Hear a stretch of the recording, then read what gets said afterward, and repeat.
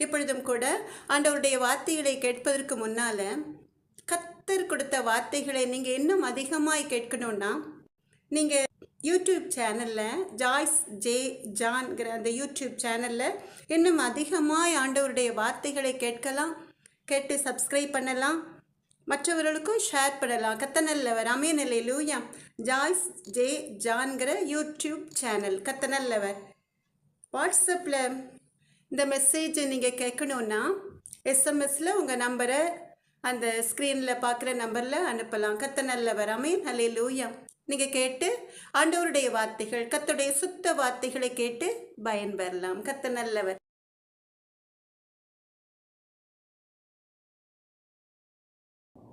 எனக்கு அன்பான தேவ ஜனமே, சந்தோஷமா இருக்கீங்களா? இயேசு மகாராஜாவின் சுத்த வார்த்தைகளை கேட்டு அவருடைய நாமத்தை மகிமைப்படுத்திக் கொண்டிருக்கிறீர்களா? இப்பொழுதும் உங்கள் கரங்களை உயர்த்தி கர்த்தருடைய நாமத்தை நீங்க மகிமைப்படுத்தலாமா? எனக்கு அன்பான தேவ ஜனமே, கடந்த வாரத்தில் நாம் பார்த்தோம் வல்லமையுள்ள இயேசு கிறிஸ்துவின் இரத்தத்தை குறித்து. 1 யோவான் 1 அதிகாரம் 7 வசனத்தில் இயேசு கிறிஸ்துவின் இரத்தம் சகல பாவங்களையும் நீக்கி நம்மை சுத்திகரிக்கும் என்று அந்த வசனத்தை குறித்து கர்த்தராகிய இயேசு கிறிஸ்து கொடுத்த வார்த்தைகளின் மூலமாய் அநேக கேள்விகளுக்கு நமக்கு விடை தெரிந்தது அல்லவா? கர்த்தர் நல்லவர். இந்த சுத்திகரிப்பு எதற்கு என்று, இயேசு கிறிஸ்துவின் இரத்தம் எதற்காக சிந்தப்பட்டது என்று, இயேசு கிறிஸ்துவின் இரத்தம் நம்முடைய எல்லா பாவங்களையும் ஏன் கழுவ வேண்டும் என்று, பாவ விமோச்சனம் பெற வேற வழிகள் இல்லையா என்று நிறைய கேள்விகள். இந்த கேள்விகளுக்கெல்லாம் விடையை நாம் பார்த்த வேளையில் அந்த செய்தியின் தொடர்ச்சி, அதாவது இயேசு கிறிஸ்துவின் வல்லமையை குறித்து கர்த்தர் கொடுக்கிற வார்த்தைகளை இந்த நாளிலும் கூட தொடர்ந்து நாம் தியானிக்கலாமா? கர்த்தர் நல்லவர். எனக்கு அன்பான தேவ ஜனமே, இந்த உலகத்துல மனிதனாய் பிறந்த ஒவ்வொருவருக்கும் தெரியும், நம் உடல்ல முக்கியமான ஒன்று ரத்தம். அந்த ரத்தம் தான் இயேசு மகாராஜா சிந்திய அந்த ரத்தம் நமக்கு ஜீவனை கொடுக்கிறது என்பது எல்லாருக்கும், குறிப்பாக கர்த்தருடைய பிள்ளைகளுக்கு நன்றாக தெரியும். அந்த ரத்தம் இல்லைன்னா ஜீவன் இல்லை, நாம் ஜீவனோடு இருக்க முடியாது. சாதாரண மனிதனின் உடலில் உள்ள இரத்தத்திற்கு எவ்வளவு மகத்துவம் என்றால், விலை மதிப்பில்லாத தேவாதி தேவனாகிய கர்த்தருடைய இரத்தத்திற்கு எவ்வளவு வல்லமை உண்டு என்பதை வேதத்தின் ஆழம் அகலம் நீளம் தெரியாத நாம் அறிந்து உணர்ந்து கொள்ளும்படிக்கு கர்த்தர் பரத்திலிருந்து அவருடைய சுத்த கிருபையினால இரக்கத்தினால அவருடைய சித்தத்தின்படியே வார்த்தைகளை கோர்த்து மன்னாவாய் நமக்கு தந்து கொண்டிருக்கிற அவருடைய சுத்த கிருபைக்காக உள்ளத்தின் ஆழத்திலிருந்து அவருடைய நாமத்தை மகிமைப்படுத்தலாமாம். அல்லேலூயா. கர்த்தர் நல்லவர். எல்லாரும் கரங்களை உயர்த்தி கர்த்தருடைய நாமத்தை மகிமைப்படுத்தலாமா? இந்த நாளிலும் கூட கர்த்தர் கொடுக்கிற அந்த சுத்த வார்த்தைகளை பரத்திலிருந்து கர்த்தருடைய சித்தத்தின்படியே அவர் கொடுக்கிற மன்னாவை நாம் புசிப்பதற்கு முன்னால ஒரு பாடலை நாம் எல்லாரும் சேர்ந்து பாடலாம். கர்த்தர் நல்லவர். கண்களை மூடி நமக்காக இரத்தம் சிந்தின அந்த கல்வாரி நாயகராம் இயேசு கிறிஸ்துவை அப்படியே மனதின் ஆழத்தில கொண்டு வந்து அவருடைய பிரசன்னத்தை உணர்ந்தவர்களாய் பாடலை பாடலாமா? கர்த்தர் நல்லவர். சிலுவை சுமந்த ஒருவும் சிந்தின ரத்தம் புரண்டோடியே நதி போல பாய்கின்றதே, நம்பி இயேசுவண்டை வா, நம்பி இயேசுவண்டை வா. சிலுவை சுமந்த ஒருவம் சிந்திய ரத்தம் புரண்டோடியே நதி போல பாய்கின்றதே, நம்பி இயேசுவண்டை வா, நம்பி இயேசுவண்டை வா. பொல்லா உலக சிற்றின்பங்கள்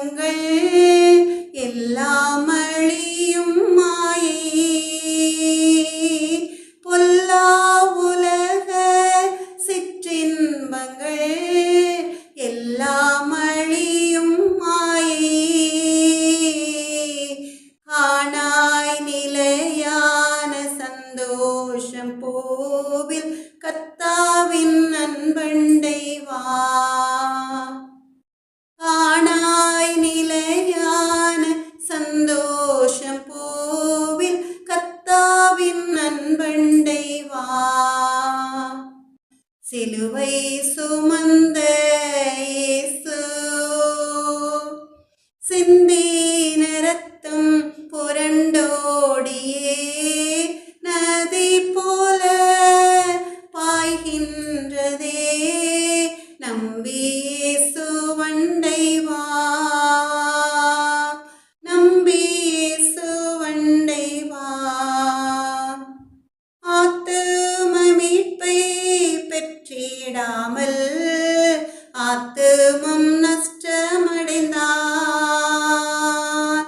ஆத்தும மீட்பை பெற்றிடாமல் ஆத்துமம் நஷ்டமடைந்தார். லோகம் முழுவதும் ஆதாயமாக்கியும் லாபம் ஒன்றுமில்லையே. லோகம் முழுவதும் ஆதாயமாக்கியும் லாபம் ஒன்றுமில்லையே. சிலுவை சுமந்த இயேசு சிந்தின ரத்தம் புரண்டோடியே நதி போல பாய்கின்றதே. நம்பி இயேசு வண்டை வா, நம்பி இயேசு வண்டை வா. பாவ மனித ஜாதிகளை பாசமாய் மீட்க வந்தார். பாவ மனித ஜாதிகளை பாசமாய் மீட்க வந்தார். பாவ பரிகாரி கர்த்தர் இயேசுநாதர் பாவமெல்லாம் சுமந்தார். பாவ பரிகாரி கர்த்தர் இயேசுநாதர் பாவமெல்லாம் சுமந்தார். சிலுவை சுமந்த இயேசு சிந்தின ரத்தம் புரண்டோடியே நதி போல பாய்கின்றதே. நம்பி இயேசு வண்டை வா, நம்பி இயேசு வண்டை வா. நித்திய ஜீவன் வாஞ்சிப்பாயோ நித்திய மோட்ச வீட்டில். நித்திய ஜீவன் வாஞ்சிப்பாயோ நித்திய மோட்ச வீட்டில். தேடி வராயோ பரிசுத்தம் ஜீவியம் தேவை அதை அடைவாய். தேடி வராயோ பரிசுத்த ஜீவியம் தேவை அதை அடைவாய். சிலுவை சுமந்த இயேசு சிந்திய ரத்தம் புரண்டோடியே நதி போல பாய்கின்றதே. நம்பி இயேசு வண்டை வா, நம்பி இயேசு வண்டை வா. தாகமடைந்தோர் எல்லோரும்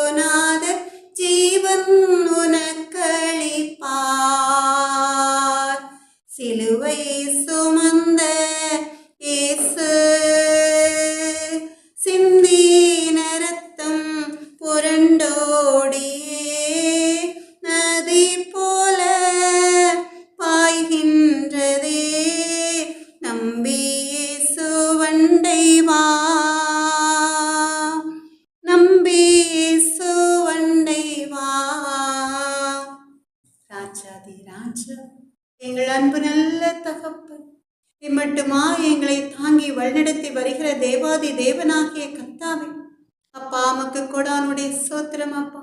இயேசுவே, எங்கள் அன்பு நல்ல தகப்பன், பேசுகிறவர்கள் நீங்கள் அல்ல, உங்கள் பிதாவின் ஆவியானவர் சொன்ன தேவாதி தேவனாகிய கர்த்தாவே, இப்பொழுதும் கூட உம்முடைய விலையேறப்பெற்ற திரு இரத்தத்தை குறித்து, அந்த இரத்தத்தினால் வருகிற கிருபைகளை குறித்து, உம்முடைய இரத்தத்தின் வல்லமைகளை குறித்து கர்த்தர் கொடுக்கிற வார்த்தைகளை என் வாயோடு வாயாய் இருந்து நீங்க பேசுங்க எங்கள் அன்பு நல்ல தகப்பன்.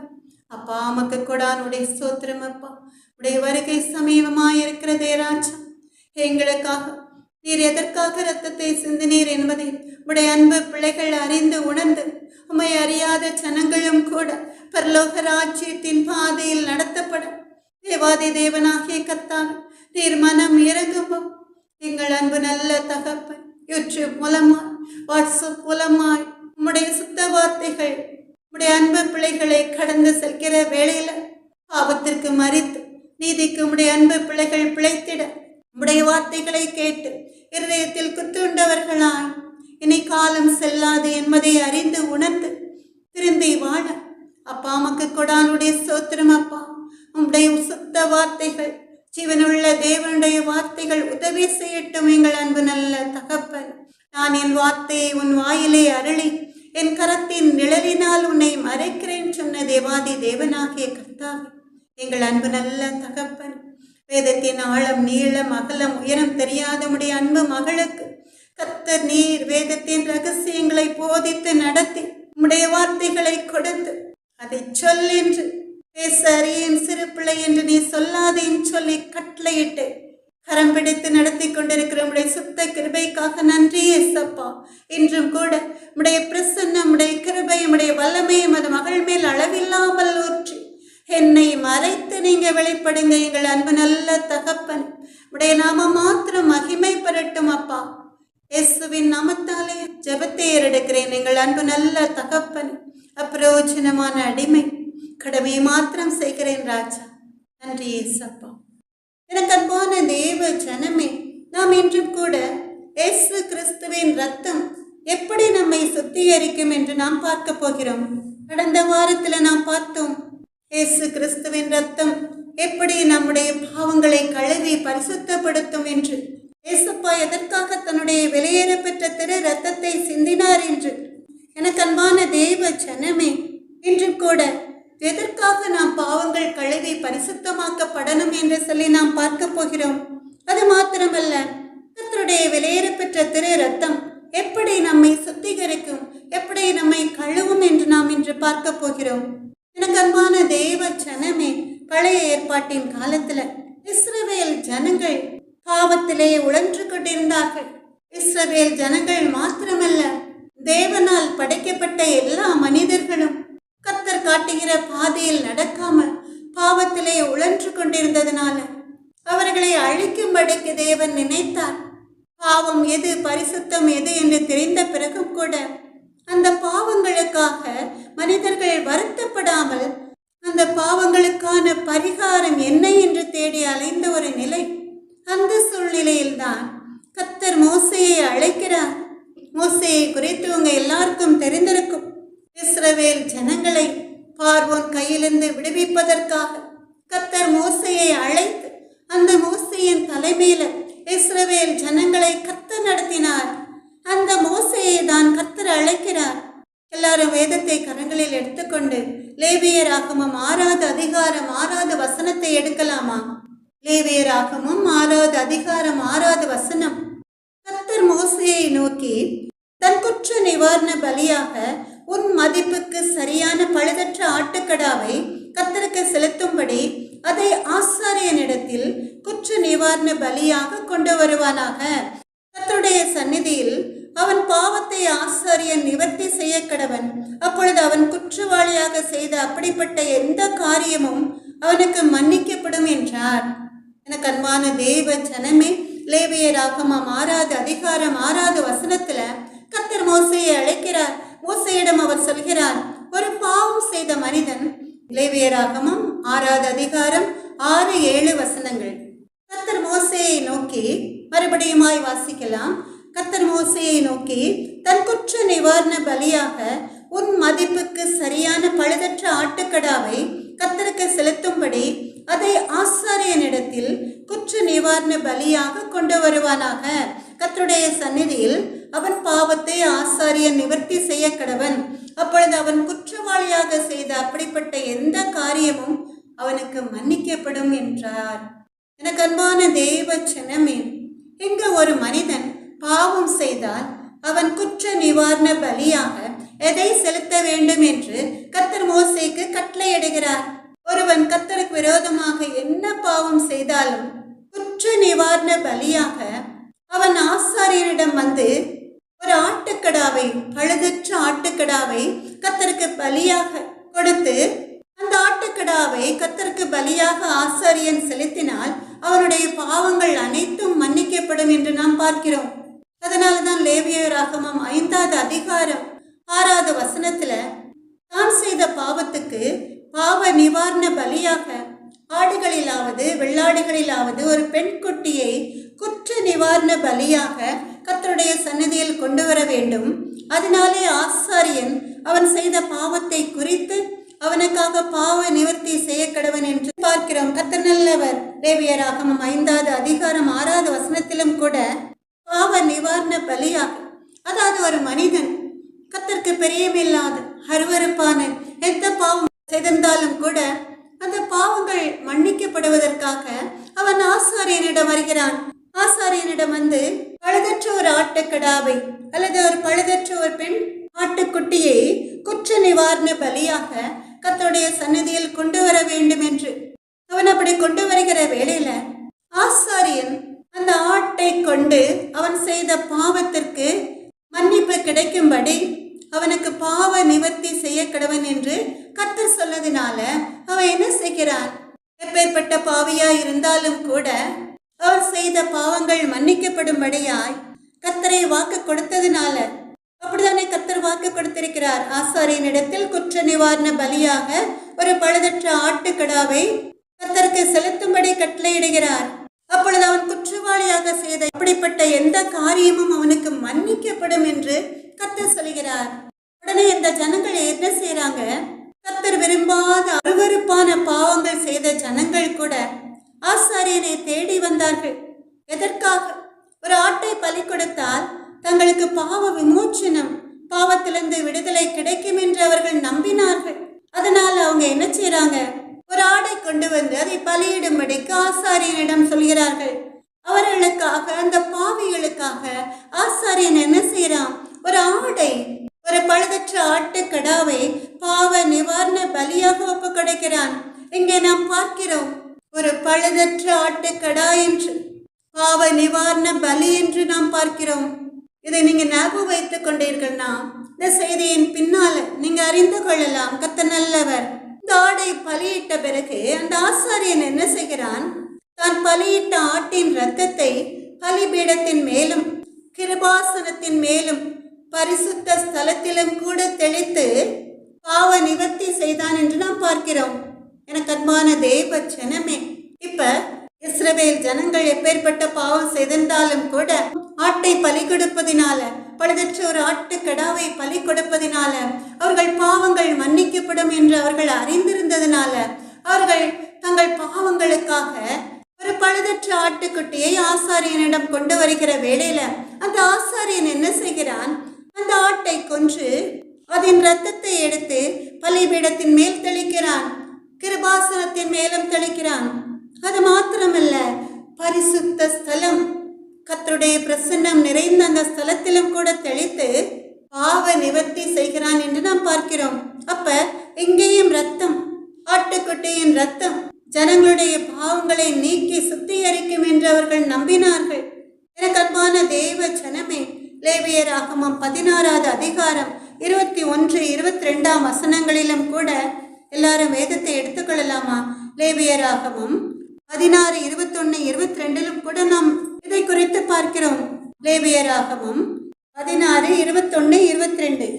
உயிரோடு இருக்கிற வெள்ளாட்டு கடாவை சேர பண்ணி அதன் தலையின் மேல் ஆரோன் தன் 2 கைகளையும் வைத்து அதன் மேல் இஸ்ரவேல் புத்திரருடைய சகல அக்கிரமங்களையும் அவருடைய எல்லா பாவங்களினாலும் உண்டான அவர்களுடைய சகல மீறுதல்களையும் அறிக்கையிட்டு அவைகளை வெள்ளாட்டுக்கடாவினுடைய தலையின் மேல் சுமத்தி அதை அதற்கான ஆள் வசமாய் வனாந்திரத்திற்கு அனுப்பிவிட கடவன்.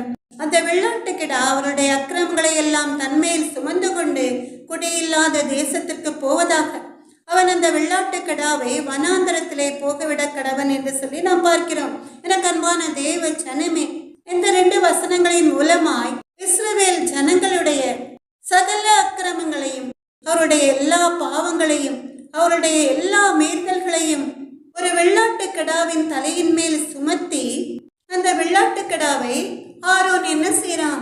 வனாந்தரத்துக்கு அனுப்பிவிடுகிறான். ஏன்னா அந்த வெள்ளாட்டுக்கடா அவருடைய அக்கிரமங்களை எல்லாம் தன் தலையின் மேல் சுமந்து கொண்டு குடியில்லாத அந்த வனாந்தரத்திற்கு போக கடவுது என்று கர்த்தர் கட்டளையிட்ட பிரகாரம் அவனை செய்கிறான். எனக்கு அன்பான தேவ ஜனமே, பழைய ஏற்பாட்டின் காலத்துல ஜனங்கள் ஞானத்துல குறைவுள்ளவர்களாய் இருந்ததுனால எவ்வளவுதான் முயற்சி பண்ணினாலும் கூட, எவ்வளவு அறிவுரைகள் சொன்னாலும் கூட அவர்கள் பாவங்களிலிருந்து விடுபடாததினால, அவர்கள் திருந்தாததினால கர்த்தர் அவர்களை மன்னிக்கும்படியாய் ஒரு ஆட்டுக்குட்டியின் மேல் அவர்களுடைய அக்கிரமங்கள் பாவங்களை எல்லாம் சுமத்தி அதை வனாந்தரத்திற்கு போக கட்டளையிட்டார்.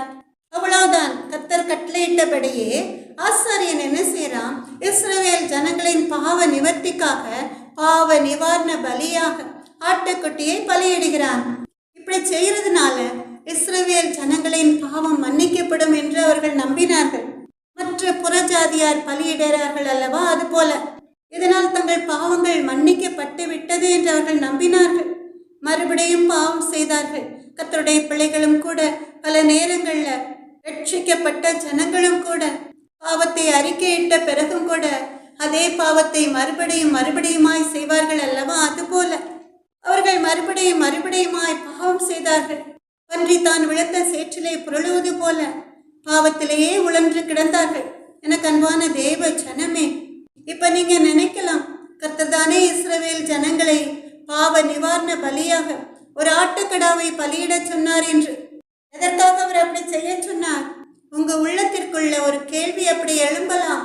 கர்த்தரே ஒரு ஆட்டுக்குட்டியின் மேல் இஸ்ரவேல் ஜனங்களுடைய பாவங்களை சுமத்தினாரே, அந்த ஆட்டுக்கடாவை பலியிட்டால் அவர்கள் பாவங்கள் எல்லாம் மன்னிக்கப்பட்டு விடும் என்று சொன்னாரே என்று. எதற்காக? இஸ்ரவேல் ஜனங்கள் வணங்கா கழுத்துள்ள ஜனங்கள் என்று கர்த்தருக்கு தெரியும். ஆனாலும் இரக்கமுள்ள தேவன் அவர்கள் எவ்வளவு சொன்னாலும் மனம் திரும்பாததினால, அவர்கள் மேல் இறக்கப்பட்டதினால, கர்த்தர் அவர்கள் மேல் மனதுருக்கப்பட்டதினால அவர்கள் பாவங்களை மன்னித்து அவர்களை நல்வழிப்படுத்துவதற்காக இப்படி ஆட்டுக்கடாவை பலியிட சொன்னார். அதற்கு பிறகாவது பாவம் செய்யாமல் இருப்பார்கள் என்று கர்த்தர் நினைத்தார். எனக்கு அன்பான தேவ ஜனமே, ஆனால் அப்படியெல்லாம் நடக்கவில்லை. இந்த பாவம் நம் ஆதி தகப்பன் ஆதாமினால் உண்டானது. ஆதாமை தேவன் உண்டாக்கி ஏதேன் தோட்டத்து ஆசீர்வாதங்களை அனுபவிக்கிற கிருபை அவனுக்கு கொடுத்தார். அப்படி கொடுத்த பிறகும் கூட அது போதாதென்று தேவன் புசிக்காதே என்று கட்டளையிட்ட ஜீவ விருட்சத்தின் கனியை ஆதாம் புசித்ததினால தேவனாகிய கர்த்தர் என்ன செய்தார்? அவனை ஏதேன் தோட்டத்தை விட்டு துரத்தி விட்டார். அதனால் நம் ஆதி தகப்பன் பரலோக ராஜ்யத்தின் சுதந்திரத்தை இழந்து விட்டான். அதனால் என்ன கிடைத்தது அவனுக்கு? மரணம் என்ற தண்டனை அவனுக்கு கிடைத்தது.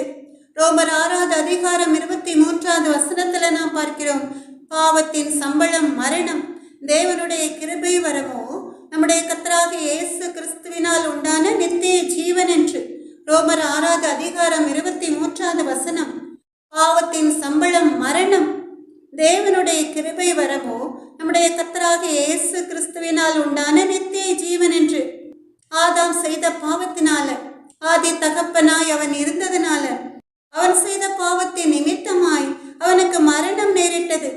அவன் செய்த பாவத்தினால அவனுக்கு கொடுக்கப்பட்ட அந்த நித்திய ஜீவனை, பரலோக ராஜ்யத்தின் நித்தியத்துக்கு நித்தியம் மரணம் இல்லாத அந்த வாழ்க்கையை அவன் இழந்து போனான். அது என்றென்றைக்கும் அழிவில்லாத ஒரு நித்திய ஜீவன். அவன் பாவத்தின் கூலி மரணம். யூதாசை போல யூதாசும் கூட கர்த்தரை காட்டி கொடுப்பதற்காக, பொல்லாதவர்களிடம் காட்டி கொடுப்பதற்காக 30 வெள்ளிக்காசை கூலியாக வாங்கி கொண்டான் அல்லவா. அவன் வாங்கி கொண்டது 30 வெள்ளிக்காசின் நிமித்தமாய் அவனுக்கு என்ன நேர்ந்தது? அவனுக்கு மரணம் நேர்ந்தது. மற்ற அப்போஸ்தலர்களைப் போல, கிறிஸ்துவுடைய சீடர்களைப் போல அவன் நன்றாக இருந்திருக்கலாம். ஆனால் அவன் பணத்திற்கு ஆசைப்பட்டதினால, 30 வெள்ளிக்காசுக்காக இயேசுவை காட்டி கொடுத்ததினால என்ன நடந்தது?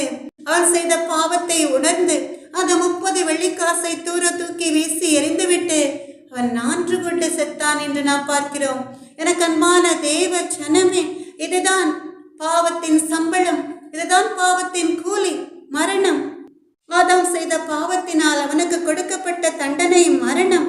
ஆதியாகமம் 3வது அதிகாரம் 19வது வசனத்துல நாம் பார்க்கிறோம். ஆதியாகமம் 3வது அதிகாரம் 19வது வசனம், நீ மண்ணாய் இருக்கிறாய், மண்ணுக்கு திரும்புவாய் என்று தேவன் அவனை நோக்கி கூறுகிறார். நீ மண்ணாய் இருக்கிறாய், மண்ணுக்கு திரும்புவாய் என்று ஆதாமை தேவன் மண்ணிலிருந்து உண்டாக்கினார். அதனால் அவன் மண்ணான ஒரு மனிதனாக தான் இருந்தான். மண்ணுக்கே திரும்புவான் என்றால் இந்த உலகத்திலே பிறந்த ஒவ்வொருவரும் மண்ணிலே தானே அடக்கம் பண்ணப்படுகிறார்கள். கர்த்தருடைய பிள்ளைகளை மாத்திரம் சொல்கிறேன். கர்த்தர் நல்லவர். மண்ணிலிருந்து உண்டாக்கப்பட்ட ஆதாம் அவன் மரித்த பிறகு அதே மண்ணிலே அவன் அடக்கம் பண்ணப்பட்டான். அவன் செய்த பாவத்தினால அவனுக்கு கொடுக்கப்பட்ட அந்த நித்திய ராஜ்யத்தின், என்றென்றைக்கும் அழிவில்லாத நித்திய ராஜ்யத்தின் மேன்மையை அவன் இழந்து போனான்.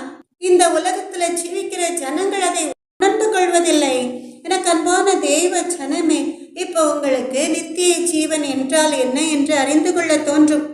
இந்த நித்திய ஜீவனை குறித்து, நித்திய ஜீவன் என்றால் என்ன என்பதை குறித்து தெளிவாய் கர்த்தர் சொன்ன வார்த்தைகளை நீங்க செய்தி மூலமாய் நீங்க கேட்கலாம். யூடியூப் மூலமாய், வாட்ஸ்அப் மூலமாய் நீங்க கேட்கலாம். நித்திய ஜீவனை குறித்து நீங்க அறிந்து கொள்ள வேண்டும் என்று இருந்தால் தெளிவாக அறிந்து கொள்வதற்காக எனக்கு அன்பான தேவ ஜனமே, நித்திய ஜீவன் என்றால் பரலோகர் வாழ்க்கை.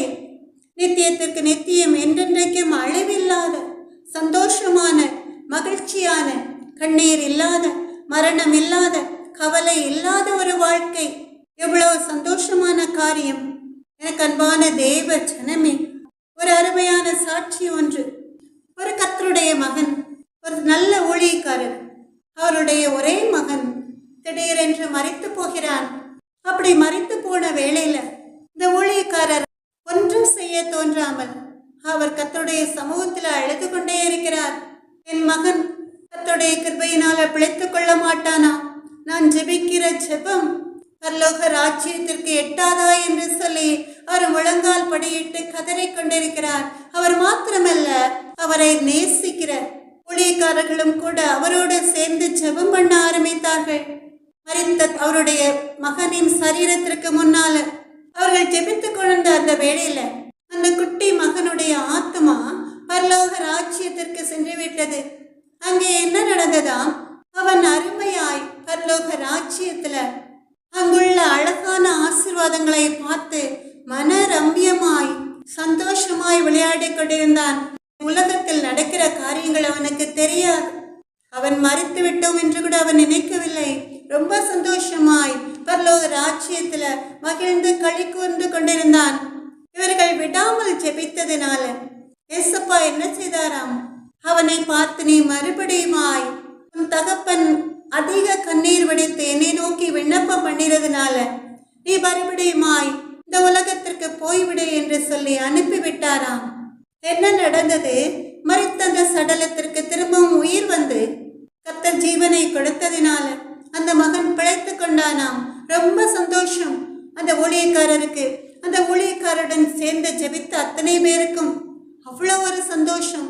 எங்கள் ஜெபத்தை ஆண்டவர் கேட்டுவிட்டார், மரித்த மகன் ஜீவனோடு எழுந்து விட்டானே என்று சொல்லி அந்த அற்புதத்தை பார்த்து அனைவரும் ஆச்சரியப்பட்டு கர்த்தருடைய நாமத்தை மகிமைப்படுத்தினார்கள். ஆனால் அந்த குட்டி மகன் என்ன செய்தானாம்? தன் தகப்பனிடம் வந்து, அப்பா, ஏனப்பா என்னை அழைத்தீர்கள் என்று கேட்டானாம். நான் இங்கே இருப்பதை காட்டிலும் பரலோக ராஜ்யத்துல ரொம்ப சந்தோஷமாய் அழகழகான தோட்டங்களை பார்த்து இன்னும் பலவிதமான கர்த்தருடைய பரலோக ராஜ்யத்தின் ஆசீர்வாதங்களை பார்த்து மகிழ்ந்து விளையாடி கொண்டிருந்தேனே, ஏன் இந்த உலகத்திற்கு, இந்த பொல்லாத உலகத்திற்கு என்னை அழைத்தீர்கள் என்று சொல்லி அவன் அப்பாவிடம் அவன் முறையிட்டானாம். எனக்கு அன்பான தேவ ஜனமே, இது போல உங்களுக்கு பிரியமானவர்கள் மறித்திருந்தாலும் கூட கர்த்தருக்கு பிரியமான பாதையில் நடந்து ரட்சிப்பின் பாதையில நடந்திருந்தாங்கன்னா கண்டிப்பாக பரலோக ராஜ்யத்துல அவர்களும் தேவனோடு உறவாடி மகிழ்ந்து அந்த கண்ணீர் இல்லாத, கவலை இல்லாத, சந்தோஷமான, மகிழ்ச்சியான வாழ்க்கையை அனுபவித்துக் கொண்டிருப்பார்கள். அமேனலேலூயா. எனக்கு அன்பான தேவ ஜனமே, இதைத்தான் பவுல் அப்போஸ்தலர் 1 கொரிந்தியர் 15வது அதிகாரம் 21, 22 வசனங்கள்ல எல்லாரும் எடுத்துக்கொள்ளலாமா? 1 கொரிந்தியர் 15வது அதிகாரம் 21, 22 வசனங்கள். மனுஷனால் மரணம் உண்டானபடியால் மனுஷனால் மரித்தோரின் உயிர்த்தெழுதலும் உண்டாயிற்று என்று சொல்கிறார். நாம் எல்லாரும் சேர்ந்து வாசிக்கலாமா? கர்த்தர் நல்லவர். மனுஷனால் மரணம் உண்டானபடியால் மனுஷனால் மரித்தோரின் உயிர்த்தெழுதலும் உண்டாயிற்று என்று சொல்கிறார். ஆதாமுக்குள் எல்லாரும் மரிக்கிறது போல கிறிஸ்துவுக்குள் எல்லாரும் உயிர்ப்பிக்கப்படுவார்கள் என்று. முதல் மனிதன் ஆதாம், மண்ணிலிருந்து உண்டாக்கப்பட்ட ஆதாமை குறிக்கிறது. இந்த ஆதாம் சத்ருவினால் வஞ்சிக்கப்பட்டு தேவனால் விலக்கப்பட்ட ஜீவ விருட்சத்தின் கனியை புசித்ததினால மரணம் அவனுக்கு மட்டுமல்ல மொத்த மனுக்குலத்திற்கும் மரணம் உண்டாயிற்று. அதனாலதான் மனுஷனால் மரணம் உண்டானது. இரண்டாவதாக மனுஷனால் மரித்தோரின் உயிர்த்தெழுதல் உண்டாயிற்று என்று நாம் பார்க்கிறோம். இந்த இரண்டாவது மனிதன் இயேசு கிறிஸ்து. மனிதன் சத்ருவினால் வஞ்சிக்கப்பட்டதனால உண்டான மரணத்தை ஜெயிப்பதற்காக பிறந்த இயேசு கிறிஸ்து. இந்த உலகத்துல பிறந்த ஒவ்வொரு மனிதனும் மரணத்திற்கு பிறகு நித்திய ஜீவனை சுதந்திரத்துக் கொள்ளாம மண்ணோடு மண்ணாய் மட்கி போவதற்காக சத்ருவினால் விரிக்கப்பட்ட அந்த வலையில் விழுந்த ஆதாமின் பாவத்தை தகர்ப்பதற்காக, அவனால் உண்டான மரணத்தை ஜெயிப்பதற்காக மானிடனாய் ஒரு மனிதனாய் உலகத்தில் பிறந்தவர். ஆதாமல் உண்டான மரணத்தை ஜெயமாக்குவதற்காக சாத்தான் நினைத்திருப்பான், ஆதி மனிதனை பாவம் செய்யும்படி நான் தூண்டிவிட்டேன், அதனால் வழி வழியாய் கண்டிப்பாக மனிதர்கள் பாவிகளாய் தான் ஜீவிப்பார்கள், அவர்கள் மண்ணோடு மண்ணாய் போய்விடுவார்கள், அவர்கள் ஆத்துமா நித்திய ஜீவனை சுதந்திரத்துக் கொள்வதில்லை, மரணம் ஒவ்வொரு மனிதருக்கும் நிச்சயம் என்று சிரித்திருப்பான் ஏவாளை அவன் வஞ்சித்த பிறகு. ஆனால் அது நடக்கவில்லை. அந்த பாவத்தை தகர்ப்பதற்காகத்தான், அந்த மரணத்தை ஜெயிப்பதற்காகத்தான் மரித்தோர் உயிர்த்தெழுந்து அழிவில்லாத வாழ்வை, அந்த நித்திய ஜீவனை சுதந்திரிப்பதற்காக 1 கொரிந்தியர் 15வது அதிகாரம் 55வது வசனத்துல மரணமே உன் கூர் எங்கே, பாதாளமே உன் ஜெயம் எங்கே என்று சிலுவையில் வெற்றி சிறந்தவர் அவர்தான் நம் ஆண்டவராம் இயேசு கிறிஸ்து. நமக்காக அவர் சிலுவையில் வெற்றி சிறந்தார். மரணமே உன் கூர் எங்கே, பாதாளமே உன் ஜெயம் எங்கே என்று பவுல் அப்போஸ்தலன் முழக்கமிட முடிந்தது. 1 கொரிந்தியர் 15வது அதிகாரம் 26 வசனத்துல பரிகரிக்கப்படும் கடைசி சத்துரு மரணமே என்று பார்க்கிறோம். 1 கொரிந்தியர் 15வது அதிகாரம் 26வது வசனம், பரிகரிக்கப்படும் கடைசி சத்துரு மரணமே என்று. அந்த மரணத்தை ஜெயித்த ஜெய கிறிஸ்துவால் மரித்தோரின் உயிர்த்தெழுதலும் உண்டாயிற்று. அதனால்தான் 1 கொரிந்தியர் 15வது அதிகாரம் 22வது வசனத்துல நாம் பார்க்கிறோம், ஆதாமுக்குள் எல்லாரும் மரிக்கிறது போல கிறிஸ்துவுக்குள் எல்லாரும் உயிர்ப்பிக்கப்படுவார்கள் என்று. ஆமென், அல்லேலூயா. மறுபடியுமாய் நாம் எல்லாரும் சேர்ந்து வாசிக்கலாமா? 1 கொரிந்தியர் 15வது அதிகாரம் 22வது வசனம், ஆதாமுக்குள் எல்லாரும் மரிக்கிறது போல கிறிஸ்துவுக்குள் எல்லாரும் உயிர்ப்பிக்கப்படுவார்கள். ஆதாமை போல பாவம் செய்த மனிதர்கள் மரணத்தை மாத்திரம் சந்திப்பார்கள். ஆனால் கிறிஸ்துவை பின்பற்றி அவருடைய பரிசுத்த வாழ்க்கையை வாழ்ந்தவர்கள் கிறிஸ்துவுக்குள், அவருக்குள் எல்லாரும் உயிர்ப்பிக்கப்படுவார்கள். அந்த பரலோக பரிசுத்த வாழ்க்கையை சுதந்திரத்துக் கொள்வதற்காக எனக்கு அன்பான தேவ ஜனமே, என் தாய் மரித்து விட்டார்களே, என் தகப்பன் மரித்து விட்டார்களே, என் பிள்ளைகள் மரித்து விட்டார்களே என்று பிரியமானவர்களை இழந்து தவிக்கிறீர்களா? கலங்காதீர்கள். அவர்களுக்கும் ஒரு வாழ்க்கை உண்டு. இந்த உலகத்தின் வாழ்க்கையை விட மேலான வாழ்க்கை. இந்த உலகத்தில் பிறந்த ஒவ்வொரு மனிதனுக்கும் மரணம் என்பது நிச்சயம். நீங்கள் செய்ய வேண்டியதெல்லாம் ஆண்டவருடைய வருகைக்கு ஆயத்தப்படணும். நீங்கள் மாத்திரமல்ல, உங்களோடு சேர்ந்தவர்களையும் கூட ஆயத்தப்படுத்தணும். அதான் நம் ஆண்டவராகிய இயேசு கிறிஸ்து வேதத்தில் ஆயத்தப்படுத்த என்று கட்டளையிடுகிறார். அதாவது இன்று முதல் கர்த்தரை உங்கள் சொந்த இரட்சகராய் ஏற்றுக்கொண்டு முடிவு பரியந்தம் அவரில் நிலைத்திருக்கணும், அவருடைய வருகை நாள் மட்டும். ஆமென், அல்லேலூயா. செய்வீர்களா? எனக்கு அன்பான தேவ ஜனமே, இப்ப நீங்க நினைக்கலாம், பாவத்திற்கும் மரணத்திற்கும் நித்திய ஜீவனுக்கும் இயேசு கிறிஸ்துவின் இரத்தத்திற்கும் என்ன சம்பந்தம் என்று. லேவியராகமம் 17வது அதிகாரம் 11வது வசனத்தை நீங்க எடுத்தீங்கன்னா, லேவியராகமம் 17வது அதிகாரம் 11வது வசனம், மாம்சத்தின் உயிர் இரத்தத்தில் இருக்கிறது, நான் அதை உங்களுக்கு பலிபீடத்தின் மேல் உங்கள் ஆத்மாக்களுக்காக பாவ நிவர்த்தி செய்யும்படிக்கு கட்டளையிட்டேன், ஆத்மாவிற்காக பாவ நிவர்த்தி செய்கிறது இரத்தமே என்று. ஆமென், அல்லேலூயா. இங்க லேவியராகமம் 17வது அதிகாரம் 11வது வசனத்துல கர்த்தர் சொல்கிறார், மாம்சத்தின் உயிர் இரத்தத்தில் இருக்கிறது, நான் அதை உங்களுக்கு பலிபீடத்தின் மேல் உங்கள் ஆத்மாக்களுக்காக பாவ நிவர்த்தி செய்யும்படிக்கு கட்டளையிட்டேன், ஆத்மாவிற்காக பாவ நிவர்த்தி செய்கிறது இரத்தமே என்று. நம்முடைய உயிர், நம்முடைய ஜீவன் இரத்தத்தில் இருக்கிறது என்று. இரத்தம் இல்லாமல் ஜீவன் இல்லை. இது கர்த்தரால் முன்குறிக்கப்பட்ட ஒன்று. அதனால் தான் நம் ஆண்டவராகிய இயேசு கிறிஸ்து பழைய ஏற்பாட்டின் காலத்திலே மனிதனுடைய ஆத்மாக்களுக்காக பாவ நிவர்த்தி செய்யும்படிக்கு ஆட்டுக்குட்டியின் இரத்தத்தை பலியாக ஒப்புக்கொடுக்க சொன்னார். ஆட்டுக்குட்டியை பலியாக ஒப்புக்கொடுத்து அந்த இரத்தத்தினால் பாவ நிவர்த்தி செய்யும்படிக்கு மோசேக்கு கட்டளையிட்டார். அப்ப ஆத்மாவிற்காக பாவ நிவர்த்தி செய்கிறது இரத்தம்.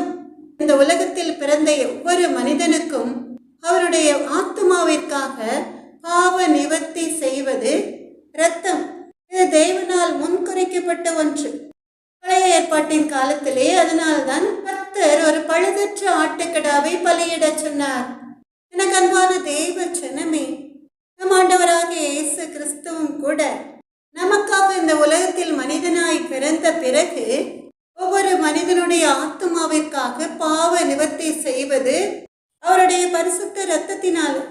அதனால்தான் இஸ்ரவேல் ஜனங்களின் பாவங்களை நிவர்த்தி செய்வதற்காக ஆட்டுக்குட்டிகளை, அதாவது பழுதற்ற ஆட்டுக்குட்டிகளை பலியிட்டார்கள். கர்த்தர் மோசேக்கு இட்ட கட்டளைப்படி மோசே இஸ்ரவேல் ஜனங்களை பார்வோனிடமிருந்து மீட்டு கொண்டு வருகிற போது கர்த்தர் இஸ்ரவேல் ஜனங்களை பஸ்காவை அனுசரிக்க சொன்னார் இல்லையா? அங்கே பழுதற்ற ஆட்டுக்கடா, இங்கே பழுதற்ற தெய்வ ஆட்டுக்குட்டியானவர் நம்முடைய பாவங்களை கழுவுவதற்காக, நம்முடைய அக்கிரமங்களை, நம்முடைய வீழ்தல்களை சுத்திகரிப்பதற்காக, நம்முடைய ஆத்மா அந்த நித்திய ஜீவனை சுதந்திரித்துக் கொள்வதற்காக அவருடைய விலையேறப்பெற்ற திரு இரத்தத்தை நம்முடைய பாவங்களை நிவர்த்தி செய்வதற்காக பாவ நிவாரண பலியாக அந்த பழுதற்ற தேவ ஆட்டுக்குட்டியானவர் தன்னை ஜீவ பலியாக ஒப்புக் கொடுத்தார். ஆமென், அல்லேலூயா.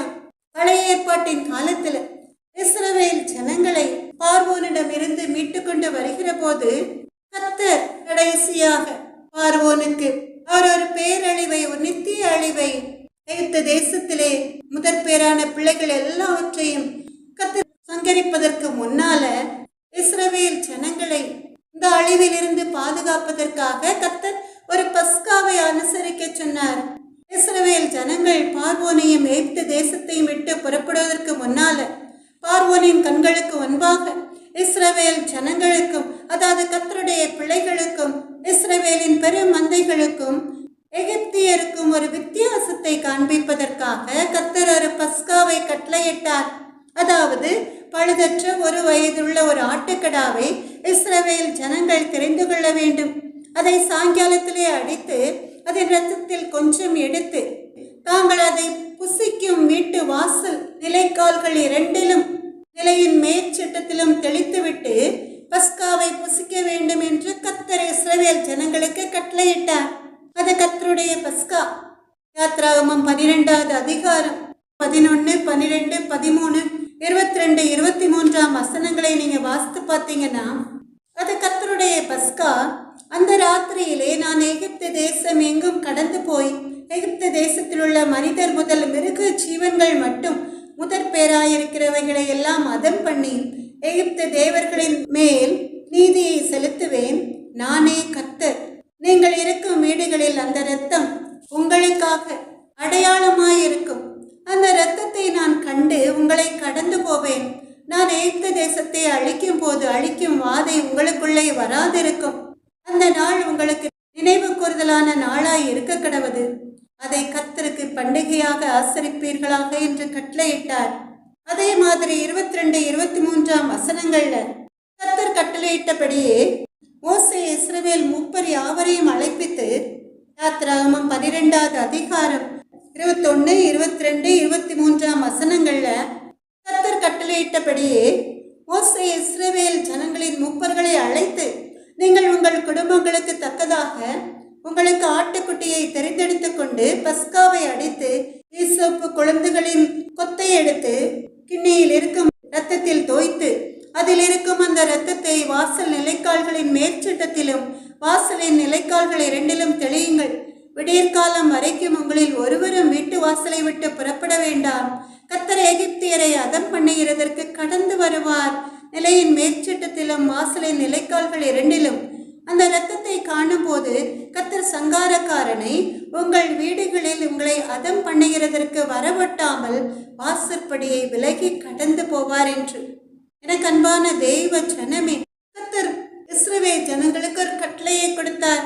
அந்த பஸ்காவை புசிக்கும் நாளிலே அந்த பஸ்கா ஆட்டுக்குட்டியை அவர்கள் அடிக்கிற வேளையில் அதன் இரத்தத்தை எடுத்து இஸ்ரவேல் ஜனங்கள் தங்கியிருக்கும் வீடுகளில் ஒரு அடையாளமாய் இருக்கும்படிக்கு அந்த இரத்தம் பூசப்பட்ட, அதாவது அந்த பஸ்காவை அடித்து அதன் இரத்தத்தில் கொஞ்சம் எடுத்து வீட்டு வாசலின் நிலைக்கால்கள்ல மேற்சட்டத்துல வாசலின் நிலைக்கால்கள் இரண்டிலும் தெளிக்கிற வேளையில கர்த்தர் என்ன செய்வாராம்?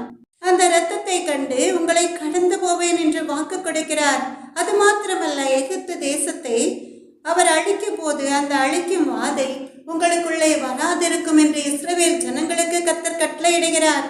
எந்த வீட்டின் நிலவாசப்படியில அந்த நிலைக்கால்கள்ல பஸ்கா ஆட்டுக்குட்டியின் ரத்தம் தெளிக்கப்பட்டதோ அப்படி தெளிக்கப்பட்ட வீடுகளில் எல்லாம் சங்காரக்காரனை இஸ்ரவேல் ஜனங்களை அழிக்கும்படி வரவிட்டாமல் கர்த்தர் அந்த வாசற்படியை விலக்கி கடந்து போவார் என்று வாக்கு கொடுக்கிறார்.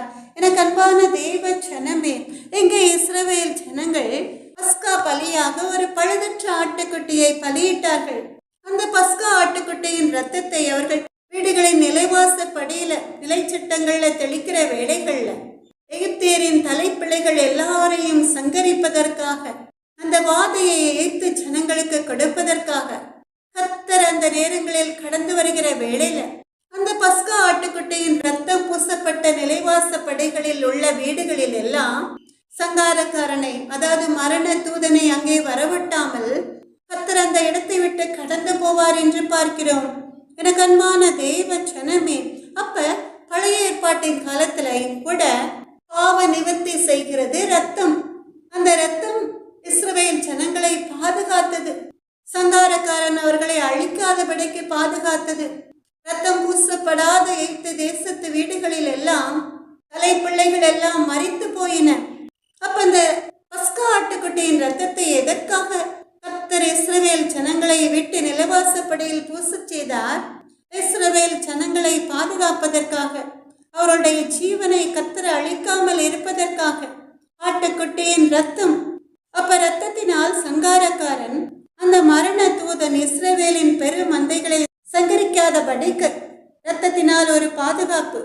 நீங்க நினைக்கலாம், எனக்கு அன்பான தேவ ஜனமே, அதனால இப்போ ஒரு ஆட்டுக்குட்டியை அடித்து அதன் ரத்தத்தை நிலவாசப்படியில் பூசினால் சங்காரக்காரன் வரமாட்டான், மரணம் நேரிடாது என்று. அப்படி நீங்கள் நினைக்கவே வேண்டாம். அது உங்களுடைய ஞானமற்ற ஒரு நம்பிக்கை. இஸ்ரவேல் ஜனங்கள் அப்ப கர்த்தருடைய கட்டளையின்படி அடித்ததுனாலதான், அந்த ரத்தத்தை எடுத்து கர்த்தர் கட்டளையிட்டபடியே நிலைவாசல் படியில் பூசினதுனால சங்காரக்காரன் அந்த வீட்டை விட்டு கடந்து போகிறான். மரணம் அவர்களுக்கு நேரிடவில்லை, அவர்களுக்கோ அவர்களுடைய பிள்ளைகளுக்கோ நேரிடவில்லை. எனக்கு அன்பான தேவ ஜனமே, புதிய ஏற்பாட்டின் காலத்துல யூதர்கள் பஸ்கா பண்டிகையிலே பலியாக ஒரு ஆட்டுக்குட்டியை அடித்து உண்டார்கள். அதே பஸ்கா பண்டிகையின் நாளிலே இயேசு தன்னையை ஜீவ பலியாக சிலுவையில் அறைவதற்கு ஒப்பு கொடுத்தார். யோவான் சொன்னபடி தேவ ஆட்டுக்குட்டியானவர். அந்த ஆடு மரணத்தை குறிக்கிறது. ஆனா அந்த தேவ ஆட்டுக்குட்டியானவர் நித்திய ஜீவனை குறிக்கிறார். மத்தேயு 26வது அதிகாரம் 2வது வசனத்துல நீங்க பாத்தீங்கன்னா, மத்தேயு 26:2, 2 நாளைக்கு பின்பு பஸ்கா பண்டிகை வரும் என்று அறிவீர்கள். அப்பொழுது மனுஷகுமாரன் சிலுவையில் அறையப்படுவதற்கு ஒப்பு கொடுக்கப்படுவார் என்றார். எனக்கன்பான தேவ ஜனமே, ஒரு பஸ்கா நாளன்று சிலுவையிலே கர்த்தர் தன்னை ஜீவ பலியாக ஒப்பு கொடுக்கப்படுவதற்கு முன்னாலேயே அவருடைய சீஷர்களை பார்த்து மத்தேயு 26வது அதிகாரம் 2வது வசனத்துல 2 நாளைக்கு பின்பு பஸ்கா பண்டிகை வரும் என்று அறிவீர்கள். அப்பொழுது மனுஷகுமாரன் சிலுவையில் அறையப்படுவதற்கு ஒப்பு கொடுக்கப்படுவார் என்றார் என்று சொல்லி நாம் பார்க்கிறோம். எனக்கு அன்பான தேவ ஜனமே, அப்ப இஸ்ரவேல் ஜனங்கள் பஸ்கா ஆட்டுக்குட்டியை பாவ நிவர்த்தி செய்வதற்காக அதன் இரத்தத்தை பலியிட்டது போல தேவ ஆட்டுக்குட்டியானவர் நம் ஒவ்வொருவருடைய ஆத்துமாவிற்காக பாவ நிவர்த்தி செய்வதற்காக தன்னுடைய விலையேறப்பட்ட திரு இரத்தத்தை சிந்தினார். அதற்காகத்தானே அவர் அடிக்கப்பட்டார், நொறுக்கப்பட்டார். எனக்கு அன்பான தேவ ஜனமே, லூக்கா 22வது அதிகாரம் 44வது வசனத்துல நாம் பார்க்கிறோம். இதை முன்குறித்துதான் அவருடைய வேர்வை இரத்தத்தின் பெருந்துளிகளாய் தரையில் விழுந்தது என்று. லூக்கா 22:44 அவருடைய வேர்வை இரத்தத்தின் பெருந்துளிகளாய் தரையிலே விழுந்தது என்று. எவ்வளவு வேதனையான காரியம்! நீதி என்னும் மார்க்கவசத்தை, ரட்சிப்பு என்னும் வஸ்திரத்தை நாம் தரிப்பதற்காக, ஒரு பாவக்கரை இல்லாம அவருடைய இரத்தத்தினால் நம்மை சுத்திகரிப்பதற்காக அவர் கொடுத்த விலை அந்த சிலுவை பாதை என்ற வேதனை. எனக்கு அன்பான தேவ ஜனமே, ஏசாயா 53வது அதிகாரம் 7வது வசனத்துல நாம் பார்க்கிறோம்.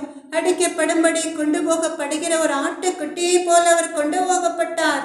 பிதாவாகிய தேவன் தம்முடைய சொந்த குமாரனாகிய இயேசு கிறிஸ்துவை மொத்த மனுக்குலத்தின் பாவங்களையும் சுமந்து தீர்க்கிற தேவ ஆட்டுக்குட்டியாக ஒப்பு கொடுத்தார், குற்ற நிவாரண பலியாக. அதனாலதான் அவர் அடிக்கப்படும்படி கொண்டு போகப்படுகிற ஒரு ஆட்டுக்குட்டியை போல கொண்டு போகப்பட்டார். 1 யோவான் 2வது அதிகாரம் 2வது வசனத்துல நாம் பார்க்கிறோம். ஏன்னா நம்முடைய பாவங்களை நிவர்த்தி செய்கிற கிருபாதார பலி அவரே. நம்முடைய பாவங்களை மாத்திரமல்ல, சர்வலோகத்தின் பாவங்களை நிவர்த்தி செய்கிற பலியாயிருக்கிறார் என்று 1 யோவான் 2வது அதிகாரம் 2வது வசனத்துல நம்முடைய பாவங்களை நிவர்த்தி செய்கிற கிருபாதார பலி அவரே. நம்முடைய பாவங்களை மாத்திரமல்ல, சர்வலோகத்தின் பாவங்களை நிவர்த்தி செய்கிற பலியாயிருக்கிறார் என்று.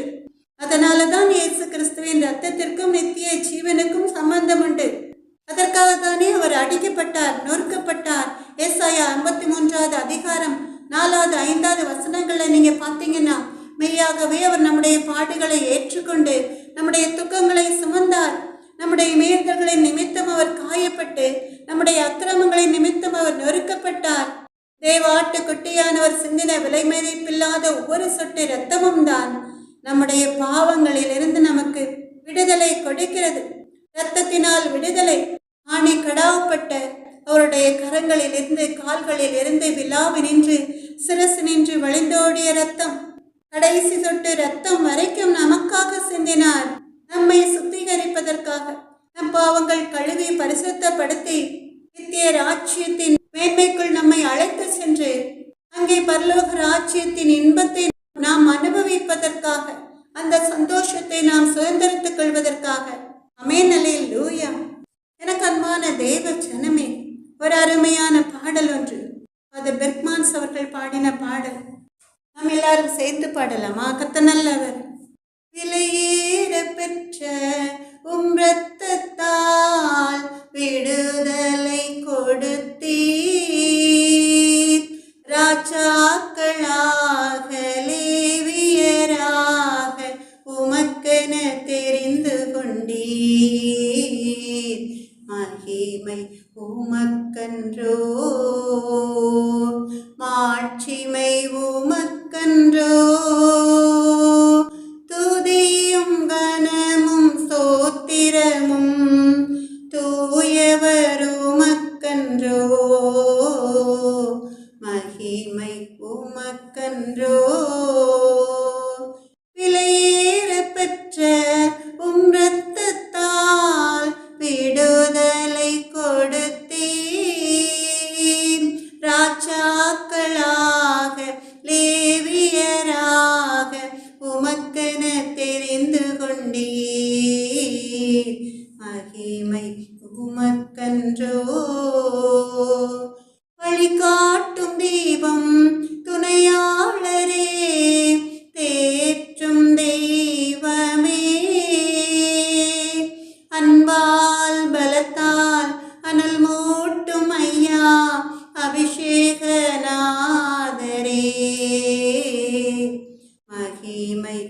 உமக்கன்றோ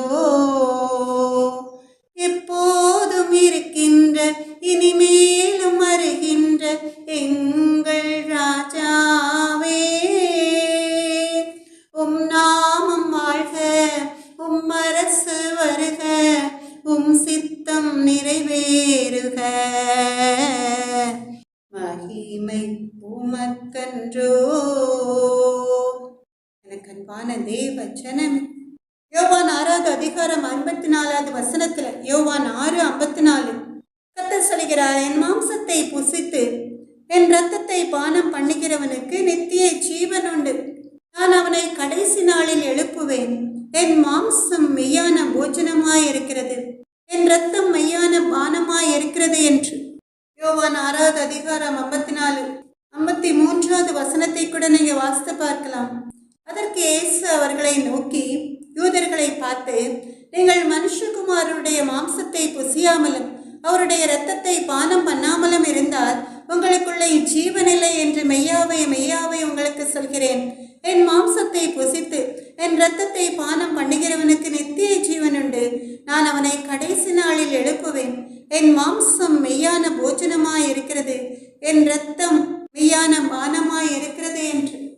எனக்கு அன்பான தேவ ஜனமே, சர்ச்சைகள்ல சபைகள்ல அவர்கள் கொடுக்கிற பந்தி வேலைகள்ல தலைமை போதவர்கள் அப்பத்தை கரங்களில் எடுத்து எப்படி இயேசு மகாராஜா நமக்கு கற்றுக் கொடுத்தாரோ அதுபோல அதை கர்த்தருடைய சரீரமாக நினைத்து உட்கொள்ள கொடுப்பார்கள். அதுபோல திராட்சை ரசத்தை எடுத்து இது பாவ மன்னிப்பு உண்டாகும்படிக்கு எப்படி கர்த்தர் தன்னுடைய சீடர்களுடன் போஜனம் பண்ணுகையில் மத்தேயு 26வது அதிகாரம் 27, 28 வசனங்கள்ல இது பாவ மன்னிப்பு உண்டாகும்படிக்கு அநேகருக்காக சிந்தப்படுகிற புது உடன்படிக்கைக்குரிய என்னுடைய இரத்தமாய் இருக்கிறது என்று சொல்லி பானம் பண்ண கொடுத்தாரோ அதுபோல அவர்கள் கொடுத்து நாம் அதை உட்கொள்கிறோம் அல்லவா. எனக்கு அன்பான தேவ ஜனமே, மத்தேயு 26வது அதிகாரம் 26, 27, 28 வசனங்கள்ல நீங்க பார்த்தீங்கன்னா இயேசு அப்பத்தை எடுத்து ஆசீர்வதித்து அதை பிட்டு சீஷர்களுக்கு கொடுத்து, நீங்கள் வாங்கி புசியுங்கள், இது என்னுடைய சரீரமாய் இருக்கிறது என்றார். பின்பு பாத்திரத்தையும் எடுத்து ஸ்தோத்திரம் பண்ணி அவர்களுக்கு கொடுத்து, நீங்கள் எல்லோரும் இதிலே பானம் பண்ணுங்கள், இது பாவ மன்னிப்பு உண்டாகும்படி அநேகருக்காக சிந்தப்படுகிற புது உடன்படிக்கைக்குரிய என்னுடைய இரத்தமாய் இருக்கிறது என்று சொல்கிறார். எனக்கு அன்பான தேவ ஜனமே, இதே தான் தலைமை போதர்கள் எல்லோரும் சர்ச்சைகள்ல சபைகள்ல பந்தி வேலைகள்ல கர்த்தருடைய பந்தியில சொல்லி அப்பத்தையும் திராட்சை ரசத்தையும் எடுத்து கர்த்தருடைய சரீரமாய் கர்த்தருடைய இரத்தமாய் நாம் உண்ணும்படி நமக்கு கொடுப்பார்கள். அதற்காக நாம் உண்மையாக ஆண்டவருடைய சரீரத்தை புசிக்க கொடுக்கிறார்கள் என்ற அர்த்தம் அல்ல. நம் தேவாதி தேவனாகிய கர்த்தர் ஜீவனோடு இருக்கிற வேளையிலேயே அப்பத்தை எடுத்து பிய்த்து அதை ஆசீர்வதித்து இது என்னுடைய சரீரமாய் இருக்கிறது என்று சொல்கிறார். அதுபோல திராட்சை ரசத்தை எடுத்து இது பாவ மன்னிப்பு உண்டாகும்படி அநேகருக்காக சிந்தப்படுகிற புது உடன்படிக்கைக்குரிய என்னுடைய இரத்தமாய் இருக்கிறது என்று சொல்கிறார். எனக்கு அன்பான தேவ ஜனமே, இது ஒரு நினைவு கூறுதல். எதற்காக அவர் அடிக்கப்பட போகிறார், எதற்காக அந்த சிலுவை பாடுகள்ல ஜீவ பலியாக தன்னை நம்முடைய பாவங்களுக்காக நம்முடைய பாவங்களை நிவர்த்தி செய்வதற்காக குற்ற நிவாரண பலியாக ஒப்பு கொடுக்கப்பட போகிறார் என்பதற்கு ஒரு அடையாளமாய் ஆண்டவர் முன்குறித்தார். அதுபோலதான் அவரை போல அவருடைய சீடர்களாகிய அவரை பின்பற்றுகிற தலைமை போதர்களும் கூட அவர் உயிர்த்தெழுதலை நினைவு கூறும்படி அப்பத்தையும் திராட்சை ரசத்தையும் கர்த்தருடைய சரீரமாய் கர்த்தருடைய இரத்தமாய் நினைவு கூறும்படிக்கு ஒப்பு கொடுக்கிறார்கள். எனக்கு அன்பான தேவ ஜனமே, ஏன்னா என் மாம்சத்தை புசித்து என் இரத்தத்தை பானம் பண்ணுகிறவனுக்கு நித்திய ஜீவன் உண்டு, நான் அவனை கடைசி நாளில் எழுப்புவேன் என்று நம் ஆண்டவராகிய இயேசு கிறிஸ்து வாக்கு கொடுக்கிறார். என் மாம்சம் மெய்யான போஜனமாய் இருக்கிறது, என் இரத்தம் மெய்யான பானமாய் இருக்கிறது என்று. எனக்கு அன்பான தேவ ஜனமே, மொத்த மனு குலத்திற்கும் மன்னிப்பு உண்டாவதற்காக ஒரு அடையாளம், இயேசு இல்லாமல் நித்திய ஜீவன் இல்லை என்று நாம் அறிந்து கொள்வதற்காக, அவருடைய விலையிட பெற்ற திரு ரத்தம் இல்லாமல் பாவம் மன்னிப்பில்லை என்பதற்காக. இதுதான் பரத்திலிருந்து பிதாவாகிய தேவனால் உண்டான ஒரு உடன்படிக்கை. ரத்தம் சிந்துதல் இல்லாமல் பாவ மன்னிப்பில்லை. எல்லாரும் சேர்த்து பாடலாமா? கர்த்தர் நல்லவர். ஒரு பாடல். ரத்தம் சிந்துதல் இல்லாமல் மன்னிப்பு இல்லை, என் இயேசு நாமம் சொல்லாமல் மீட்பு இல்லை. கூப்பிடு இயேசு இயேசு என்று, உன் குறைகள் எல்லாம் நிறைவாக்கி நடத்திடுவார். ரத்தம் சிந்துதல் இல்லாமல் மன்னிப்பு இல்லை. ஆமென். அல்லேலூயா. எனக்கு அன்பான தேவ ஜனமே, ஒரு அருமையான கதை ஒன்று. இது ஒரு நடந்த சம்பவமாய் கூட இருக்கலாம். ஒரு பக்தி வைராக்கியம் உள்ள தாய் தன்னுடைய மகனை அருமையாய் கர்த்தர் காட்டுகிற பாதையில் அவனுக்காக அதிக பிரயாசப்பட்டு அவனை நல்லொழுக்கம் உள்ள வழியில் நடத்தியிருந்தாலும் கூட அந்த மகன் என்ன செய்கிறான்? கெட்ட நண்பர்களுடன் சேர்ந்து ஒரு பாவியாக ஜீவிக்கிறான். அந்த பரிதாபமாய் அந்த மகனுடைய தாய் மரித்து போகிறாள். அவள் மரித்த பிறகுதான் அவன் இந்த உலகத்தில் உள்ள சூதான சொந்தங்களை அறிந்து கொள்கிறான். அவனுடைய கெட்ட நண்பர்கள் அவனை விட்டு விலகி போகிறார்கள். அவனால் ஒரு பிரயோஜனமும் இல்லை என்று அவன் நம்பிய உறவினர்கள் நண்பர்கள் எல்லாரும் அவனை கைவிட்டதினால அவன் தன் தாயுடைய அன்பை தேடுகிறான். அப்பொழுதுதான் அவனுக்கு நினைவு வருகிறது, தன் தாய் முழங்கால் படியிட்டு வேதத்தை எடுத்து ஜெபிப்பதை, தன் தாய் தனக்கு போதித்த வழியிலேயே ஏசப்பாவை தேடுகிறான் கண்ணீரோடு.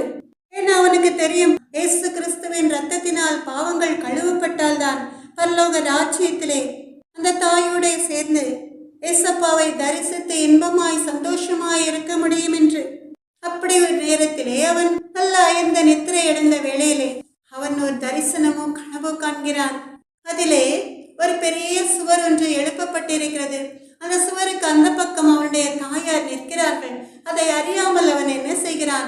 அந்த தாயை பார்த்த உடனே வேகமாக ஓடி சென்ற தாயை கட்டி அணைக்க செல்கிறான். ஆனால் ஒரு சுவர் அந்த தாய்க்கும் அவனுக்கும் இடையே ஒரு பிரிவை உண்டாக்குகிறது. அவனால் முன்னேறி செல்ல முடியவில்லை. அப்பொழுது அவன் ஏக்கத்தோடு தன் தாயை பார்க்கிறான். கர்த்தரை நோக்கி அழுது மன்றாடுகிறான். அப்படி மன்றாடுகிற வேளையில ஒரு சொட்டு ரத்தம் அந்த சுவரின் மேல் விழுகிறது. என்ன நடந்தது? அந்த ரத்தம் பட்டவுடன் அவனுக்கும் அவன் தாய்க்கும் இடையில் உள்ள அந்த சுவர் மறைந்து போகி விடுகிறது. ஒரே ஒரு சொட்டு ரத்தத்தினால, இயேசு கிறிஸ்துவின் ரத்தத்தினால. எனக்கு அன்பான தேவ ஜனமே, அப்பொழுதுதான் அவன் உணர்ந்து கொள்கிறான், இயேசு கிறிஸ்துவின் ரத்தம் சகல பாவங்களையும் நீக்கி நம்மை சுத்திகரிக்கும் என்று. உடனே அவன் முழங்கால் படியிட்டு வேதத்தை எடுத்து கண்ணீர் வடித்த மன்னிப்பு கேட்கிறான். என்றாவது ஒரு நாள் பரலோக ராஜ்யத்துல கர்த்தரை முகமுகமாய் தன் தாயோட சேர்ந்து தரிசிக்க முடியும் என்று பாவ வழியை விட்டு பரிசுத்த பாதையில் நடக்க ஆரம்பிக்கிறான். எனக்கு அன்பான தெய்வ ஜனமே, இந்த மகன் கர்த்தரை தேடாமல் தன் பாவத்திலே மறைத்திருந்தால் அவன் நித்திய நரகத்திற்கு தள்ளப்பட்டிருப்பான். ஆனால் அவனுடைய பாவங்கள் இயேசுப்பாவின் ஒரு சொட்டு இரத்தத்தினால் கழுவப்பட்டதினால அவன் என்றென்றைக்கும் அழிவில்லாத அந்த நித்திய ஜீவனை, நித்திய ராஜ்யத்தின் சந்தோஷத்தை சுதந்திரத்துக் கொள்கிறான். ஆமென். அல்லேலூயா. இதுதான் ஏசப்பாவின் இரத்தத்தின் வல்லமை. இதுதான் ஏசப்பாவின் இரத்தத்திற்கும் நித்திய ஜீவனுக்கும் உண்டான சம்பந்தம். அதனால் தான் ஏசப்பா சிந்திய இரத்தத்தினால் பாவங்கள் கழுவப்பட்டு பரிசுத்தமாக்கப்பட்டவர்கள் வெண்வஸ்திரம் தரித்து குருத்தோலைகளை தங்கள் கைகளில் ஏந்தி பரலோக ராஜ்யத்தில் சிங்காசனத்தின் முன்பாக நின்று தேவனை தரிசிக்கிற பாக்கியத்தை பெறுகிறார்கள். எனக்கு அன்பான தேவ ஜனமே, இம்மைக்குரிய ஆசீர்வாதங்களை நினைத்து சுதந்திரிக்கிற நீங்கள் நினைக்கலாம், அவருடைய இரத்தம் நம்முடைய பாவங்களை கழுவுவதனாலே என்ன நன்மை என்று. 1000 நன்மைகள் உண்டு. அதில் மகத்தான ஒன்று வெளிப்படுத்தல் சுவிசேஷம் 1வது அதிகாரம் 6வது வசனம். நாம் எல்லாரும் சேர்ந்து வாசிக்கலாமா? நம்மிடத்தில் அன்பு கூர்ந்து நமது இரத்தத்தினாலே நம்முடைய பாவங்களற நம்மை கழுவி நம்முடைய பிதாவாகிய தேவனுக்கு அன்பாக நம்மை ராஜாக்களும் ஆசாரியர்களும் ஆக்கின அவருக்கு மகிமையும் வல்லமையும் என்றென்றைக்கும் உண்டாயிருப்பதாக என்று. அன்பான தேவ ஜனமே, இங்கே யோவான் எழுதுவதை குறித்து பார்க்கிறோம். 1வது அதிகாரம் 6வது வசனத்துல நம்மிடத்தில் அன்பு கூர்ந்து நமது இரத்தத்தினாலே நம்முடைய பாவங்களற நம்மை கழுவி நம்முடைய பிதாவாகிய தேவனுக்கு அன்பாக நம்மை ராஜாக்களும் ஆசாரியர்களும் ஆக்கின அவருக்கு மகிமையும் வல்லமையும் என்றென்றைக்கும் உண்டாயிருப்பதாக. ஆமென் என்று. அதுபோல வெளிப்படுத்துதல் 5வது அதிகாரம் 9, 10 வசனங்கள்ல நாம் பார்க்கிறோம். ஏனெனில் நீர் அடிக்கப்பட்டு சகல கோத்திரங்களிலும் பாஷைக்காரரிலும் ஜனங்களிலும் ஜாதிகளிலும் இருந்து எங்களை தேவனுக்கென்று உடைய இரத்தத்தினாலே மீட்டுக்கொண்டு எங்கள் தேவனுக்கு முன்பாக எங்களை ராஜாக்களும் ஆசாரியர்களும் ஆக்கினீர். நாங்கள் பூமியிலே அரசாள்வோம் என்ற புதிய பாட்டை பாடினார்கள். எங்கேயும் நாம் பார்க்கிறோம். முதல் அதிகாரத்துல 6வது வசனத்துல நாம் பார்க்கிறோம், அவருடைய இரத்தத்தினால், அவருடைய சொந்த இரத்தத்தினாலே நம்முடைய பாவங்கள் அற நம்மை கழுவி தேவனுக்கு முன்பாக நம்மை எப்படி நிறுத்துகிறாராம்? ராஜாக்களாய், ஆசாரியர்களாய். அதுபோலதான் இங்கேயும் கூட எங்களை தேவனுக்கு என்று உடைய இரத்தத்தினாலே மீட்டுக்கொண்டு தேவனுக்கு முன்பாக ராஜாக்களும் ஆசாரியர்களும் ஆக்கினார் என்று. எனக்கன்பான தேவ ஜனமே, இந்த உலகத்தில் ஒரு அதிகாரியின் கண்களில் தயவு கிடைக்காதா என்று பல மணி நேரங்கள் காத்திருந்து, ஒரு ப்ரமோஷன் கிடைக்காதா என்று பல மணி நேரங்கள் காத்திருந்து சோர்ந்து போய் இருக்கிற உங்களை கர்த்தர் என்ன செய்வாராம்? அவருடைய சொந்த இரத்தத்தினால் உங்கள் பாவங்களை கழுவி பரிசுத்தப்படுத்தி உங்களிடமிருந்து ஒன்றுமே எதிர்பார்க்காமல் உங்களை ராஜாக்களும் ஆசாரியர்களுமாய் உயர்த்தி தேவனுக்கு முன்பாக நிறுத்துவாராம். ஆமென், அல்லேலூயா. இதுதான் நம் ஆண்டவராகிய இயேசு கிறிஸ்துவின் இரத்தத்தினால், அவருடைய இரத்தத்தின் வல்லமையினால் நமக்கு கிடைக்கிற ஒரு பெரிய ஆசீர்வாதம். அது மாத்திரமல்ல, இயேசுப்பாவின் இரத்தத்தினால் நோயிலிருந்து விடுதலை உண்டாகிறது, பிசாசின் கட்டுகளிலிருந்து விடுதலை உண்டாகிறது. எனக்கு அன்பான தெய்வ ஜனமே, நாமும் கூட கர்த்தருடைய வேலையை செய்கிற வேளையில கர்த்தருடைய பிள்ளைகள் ஒரு செம்பில தண்ணீரை எடுத்துக்கொண்டு கண்களை மூடி கர்த்தரை நோக்கி ஜெபித்து அந்த தண்ணீர் கர்த்தருடைய விலையேற பெற்ற திரு ரத்தமாய் மாறட்டும் என்று ஜெபிக்கிற வேளையில அப்படியே நம்முடைய தரிசனத்துல கர்த்தருடைய முகம் முள்முடி சுட்டப்பட்ட தலையோடு அப்படியே ரத்தம் அவர் சிரசிலிருந்து அப்படியே வடித்து செல்வதை நாம் பார்க்கலாம். அதுல ஒரு சொட்டு ரத்தம் செம்பிலில் உள்ள தண்ணீரில் ஊற்றப்படுகிற வேளையில அந்த இரத்தத்தை நாம் தங்கி இருக்கிற வீடுகளின் நிலவாச படிகள்ல அறைகள்ல தெளிக்கும் பொழுது இனி துஷ்டன் உன் வழியாய் கடந்து வருவதில்லை, சத்துரு உட்புதலும் குடியோடி போகுதலும் இராதுன்னு சொல்லி வாக்கு கொடுத்த தேவனுடைய ரத்தம் நம்மை பாதுகாக்கும். சங்காரக்காரன் வராதபடிக்கு, துஷ்டன் உள்ளே பிரவேசிக்காதபடிக்கு, சத்துரு உட்போதலும் குடியோடி போதலும் இராதபடிக்கு. ஆமென், அல்லேலூயா. எனக்கு அன்பான தேவ ஜனமே, இதைத்தான் வெளிப்படுத்த சுவிசேஷத்துல நாம் பார்க்கிறோம். 12வது அதிகாரம் 11வது வசனத்துல, மரணம் நேரிடுகிறதா இருந்தாலும் அதற்கு தப்பும்படி தங்கள் ஜீவனையும் பாராமல் ஆட்டுக்குட்டியின் இரத்தத்தினாலும் தங்கள் சாட்சியின் வசனத்தினாலும் அவனை ஜெயித்தார்கள் என்று. ஆமென், அல்லேலூயா. நாம் எல்லாரும் சேர்ந்து இந்த வசனத்தை வாசிக்கலாமா? மரணம் நேரிடுகிறதா இருந்தாலும் அதற்கு தப்பும்படி தங்கள் ஜீவனையும் பாராமல் ஆட்டுக்குட்டியின் இரத்தத்தினாலும் தங்கள் சாட்சியின் வசனத்தினாலும் அவனை ஜெயித்தார்கள் என்று. ஆமென், அல்லேலூயா. அன்பான தேவ ஜனமே, சத்ருவை ஜெயிக்கிற வல்லமை எஸ் மகாராஜாவின் இரத்தத்திற்கு உண்டு. பிசாசின் கட்டுகளினால, நோயின் பிடிகளினால, மரண பள்ளத்தாக்கை கடந்து வருகிற வேளையில ஆட்டுக்குட்டியின் இரத்தத்தினால விடுதலை உண்டு என்று விசுவாசித்து ஜெபிக்கிற வேளையில சாட்சியின் வசனத்தினாலேயும் அந்த சாத்தானை ஜெயிக்கும்படிக்கு கர்த்தருடைய இரத்தம், அந்த இரத்தத்தின் வல்லமை நம்மை பாதுகாக்கும். அது மாத்திரமல்ல, இம்மையில் மாத்திரமல்ல, வறுமைக்குரிய ஆசீர்வாதங்களையும் நாம் சுதந்திரித்துக் கொள்ளும்படி செய்யும். எப்படி உயர்த்துவாராம்? ஆட்டுக்குட்டியின் இரத்தத்தினால மீட்டெடுத்துக் கொள்ளப்பட்ட நம்மை ராஜாக்களாய் உயர்த்துவாராம். அது மாத்திரமல்ல, பரலோக ராஜ்யத்துல தேவனை முகமுகமாய் தரிசித்து அவருக்கு பணிவிடை செய்கிற ஆசாரியர்களால் நம்மை உயர்த்துவார். ஆமென், அல்லேலூயா. நாம் எல்லாரும் சேர்ந்து ஒரு பாடலை பாடலாமா? கர்த்தர் நல்லவர். ரத்தம் ஜெயம், ரத்தம் ஜெயம், கல்வாரி இயேசுவின் ரத்தம் ஜெயம், காருண்ய தேவனின் ரத்தம் ஜெயம், எதிரியை துரத்திடும் ரத்தம் ஜெயம், எந்நாளும் சுகம் தரும் ரத்தம் ஜெயம், அதிகாரம் தந்திடும் ரத்தம் ஜெயம், அதிசயம் செய்திடும் ரத்தம் ஜெயம், ரத்தம் ஜெயம், ரத்தம் ஜெயம், கல்வாரி இயேசுவின் ரத்தம் ஜெயம், காருண்ய தேவனின் ரத்தம் ஜெயம், பாவங்கள் போக்கிடும் ரத்தம் ஜெயம், பரிசுத்தமாக்கிடும் ரத்தம் ஜெயம், சாபங்கள் நீக்கிடும் ரத்தம் ஜெயம், சமாதானம் தந்திடும் ரத்தம் ஜெயம், நமக்கு சமாதானம் தந்திடும் ரத்தம் ஜெயம், ரத்தம் ஜெயம், ரத்தம் ஜெயம், கல்வாரி இயேசுவின் ரத்தம் ஜெயம், காருண்ய தேவனின் ரத்தம் ஜெயம், விடுதலை தருகின்ற ரத்தம் ஜெயம், வெற்றி மேல் வெற்றி தரும் ரத்தம் ஜெயம், பலவீனம் நீக்கிடும் ரத்தம் ஜெயம், பலவானாய் மாற்றிடும் ரத்தம் ஜெயம். எல்லாரும் சேர்ந்து இயேசு கிறிஸ்துவின் வல்லமையுள்ள ரத்தத்தை மகிமைப்படுத்தி ஒருமனப்பட்டு பாடலை பாடலாமா? கர்த்தர் நல்லவர்.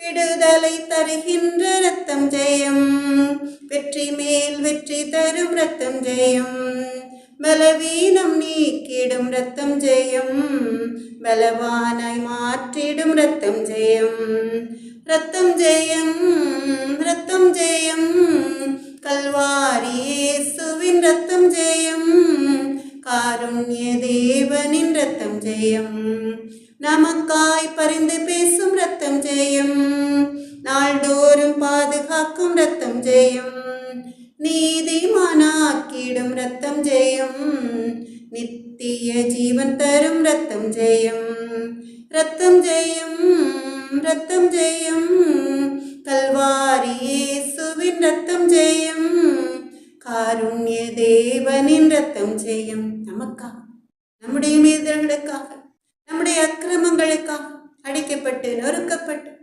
கர்த்தருடைய சரீரத்தில் உள்ள அத்தனை சொட்டு இரத்தத்தையும் நமக்காக சிந்தின தேவாதி தேவனாகிய கர்த்தருடைய இரத்தம் பல வழிகளில் நம்மை பாதுகாக்கிறது அல்லவா? நல்லவர். அதை அறிந்து உணர்ந்து ஒருமனப்பட்டு கண்களை மூடி நாம் எல்லாரும் சேர்ந்து பாடலாமா? கர்த்தர் நல்லவர். நமக்காய் பரிந்து பேசும் ரத்தம் ஜெயம், நாள்தோறும் பாதுகாக்கும் ரத்தம் ஜெயம், நீதிமானாக்கிடும் ரத்தம் ஜெயம், நித்திய ஜீவன் தரும் ரத்தம் ஜெயம், ரத்தம் ஜெயம், ரத்தம் ஜெயம், கல்வாரி இயேசுவின் ரத்தம் ஜெயம், காருண்ய தேவனின் ரத்தம் ஜெயம், பிரிவினை நீக்கிடும் ரத்தம் ஜெயம், பிளவுகள் போக்கிடும் ரத்தம் ஜெயம், ஒப்புரவாக்கிடும் ரத்தம் ஜெயம், ஒரு மனமாக்கிடும் ரத்தம் ஜெயம், ரத்தம் ஜெயம், ரத்தம் ஜெயம், கல்வாரி இயேசுவின் ரத்தம் ஜெயம், காருண்ய தேவனின் ரத்தம் ஜெயம், குற்றமில்லா இயேசுவின் ரத்தம் ஜெயம், குறைகளை போக்கிடும் ரத்தம் ஜெயம், விலையேற பெற்ற ரத்தம் ஜெயம், விண்ணகம் நடத்திடும் ரத்தம் ஜெயம், ரத்தம் ஜெயம், ரத்தம் ஜெயம், கல்வாரி இயேசுவின் ரத்தம் ஜெயம், காருண்ய தேவனின் ரத்தம் ஜெயம், இரக்கமும் மனதொருக்கமும் நீடிய சாந்தமும் கிருபையுமுள்ள எங்கள் அன்பு நல்ல தகப்பனே, ராஜாதே ராஜா, அப்பா, நீர் வார்த்தைகளை தந்தீர். இயேசு கிறிஸ்துவின் ரத்தம் சகல பாவங்களையும் நீக்கி நம்மை சுத்திகரிக்கும் என்று. இயேசுவே எங்கள் அன்பு நல்ல தகப்பன், உலகம் முழுவதிலும் உள்ள எத்தனையோ தேசங்கள்ல ஜனங்கள் பாவங்களிலே மூழ்கி அந்த பாவ வலையிலிருந்து விடுதலை பெற முடியாமல் அப்பாமக்கு கொடானுடைய சோத்திரம் தவித்து கொண்டிருக்கிறதே, நீ பார்த்து கொண்டிருக்கிறீரே ராஜா. அப்பா, கல்வாரி சிலுவையில நீர் சிந்திய இரத்தத்தினால் உம்முடைய அன்பு பிள்ளைகளை அந்த பாவத்திலிருந்து மீட்டெடுத்து உம்முடைய மந்தையில் சேர்த்து கொள்ளும் எங்கள் அன்பு நல்ல தகப்பனே, ராஜாதி ராஜாவே, சேனைகளின் கர்த்தாவே, உம்முடைய வல்லமையுள்ள இரத்தம் பொல்லாத மனிதர்கள் கட்சிக்கிற சிங்கம் போல சத்துரு விரித்திருக்கிற வலையில விழுந்து பலவித பாவ பழக்க வழக்கங்களுக்கு அடிமையாகி பலருடைய வாழ்க்கையை நாசப்படுத்தி சிதைத்து கொண்டிருக்கிறார்களே ராஜா. இப்படிப்பட்ட பிள்ளைகள் மனம் திரும்பி பரலோக ராஜ்யத்தின் பாதையில நடத்தும்படியாய் மக்கு சித்தமானால் உம்முடைய அன்பு பிள்ளைகளை சிக்ஷித்து ரட்சிப்பின் பாதையில நீங்க நடத்துங்க எங்கள் அன்பு நல்ல தகப்பன். அப்படியே நீங்க செய்ய போறோம் தயவிற்காக நன்றி ஏசப்பா. ராஜாதி ராஜாவே, எங்கள் அன்பு நல்ல தகப்பன், இம்மைக்குரிய ஆசீர்வாதங்களை மாத்திரமல்ல மறுமைக்குரிய ஆசீர்வாதங்களை சுதந்திரத்துக் கொள்ளும்படியாய் கர்த்தருடைய விலையேற பெற்ற திரு ரத்தத்தினால் பரிசுத்தப்படுத்தப்பட்டு பரிசுத்தமுள்ளவன் என்னும் பரிசுத்தமாகட்டும் சொன்ன தேவாதி தேவனாகிய கர்த்தர் நீர் உடைய வருகை சமீபமாய் இருக்கிறதுனால உடைய அன்பு பிள்ளைகள் அதற்கு ஆயத்தமாகும்படியாய் உடைய அன்பு பிள்ளைகளுடைய கரங்களை பிடித்து நீர் கொடுக்கிற ஆசீர்வாதங்களை சுதந்திரத்துக் கொள்ளும்படியாய் பரிசுத்த பாதையில் நீங்க நடத்துங்க எங்கள் அன்பு நல்ல தகப்பன். இயேசுவே, எங்கள் அன்பு நல்ல தகப்பன், நோயாளிகள் நோயினால் வாடி இந்த நோயிலிருந்து விடுதலை பெற முடியாமல் தவிக்கிற உடைய அன்பு பிள்ளைகளை கர்த்தர் நீர் உடைய இரத்தத்தினால் சுத்திகரித்து அந்த நோய் கிருமிகளை நீக்கி போட்டு பரிபூர்ண சுகத்தை கொடுத்து மறுபடியுமாய் அவங்க எழுந்து நடந்து உடைய நாமத்தை மகிமைப்படுத்துகிற பாக்கியத்தை கொடுங்க எங்கள் அன்பு நல்ல தகப்பன். ராஜாதி ராஜா, சேனைகளின் கர்த்தாவே, இயேசு கிறிஸ்துவின் ரத்தத்தை கண்டு சத்துருக்களும் நடுநடுங்குமே தகப்பனே. உடைய அன்பு பிள்ளைகள் தங்கியிருக்கிற வீடுகள்ல இஸ்ரவேல் ஜனங்களை இரத்தத்தினால் பாதுகாத்த தேவாய் தேவனாய் கர்த்தர் நீர் உம்முடைய அன்பு பிள்ளைகள் தங்கியிருக்கிற வீடுகளின் நிலைக்கால்களில் மாத்திரமல்ல வீட்டை சுற்றிலும் இரத்தத்தை தெளித்து வேலையடைத்து பாதுகாத்து வழிநடத்துங்க எங்கள் அன்பு நல்ல தகப்பன். அந்த வீடுகளில் சத்துரு உட்போதிலும் குடியோடி போதிலும் இராதபடிக்கு கர்த்தருடைய இரத்தத்தினால் வேலையடைங்க எங்கள் அன்பு நல்ல தகப்பன்.